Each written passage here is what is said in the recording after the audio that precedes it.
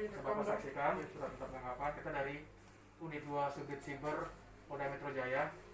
Ini ada surat penangkapan. Nama saya AKP Charles. Ya, penangkapan terhadap bersama Richard, tanggal lahir Medan 11 Oktober 1985. Istilahnya laki-laki.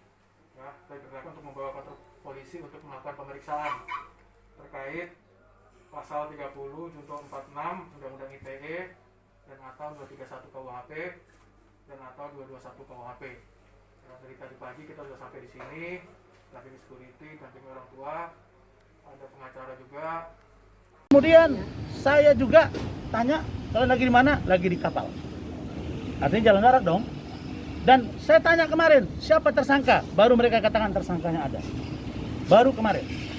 Artinya saya tidak izinkan klien saya diperiksa tanpa didampingi kuasa hukum kalau dia tersangka. Jadi proses tersangka ini akan kita pertanyakan melalui gelar perkara terbuka sesuai dengan Perkap, Kapolri, dan kita akan gunakan mungkin pra peradilan. Tapi saya sampaikan, saya bukan oposisi di negara ini. Saya pendukung pemerintah, bahkan saya termasuk jubirnya Pilpres. Karena itu, saya tidak minta apa-apa, Pak Presiden. Saya tidak minta apa-apa, Pak Kapolri, Pak Wakil Presiden. Saya minta keadilan dan hukum ditegakkan.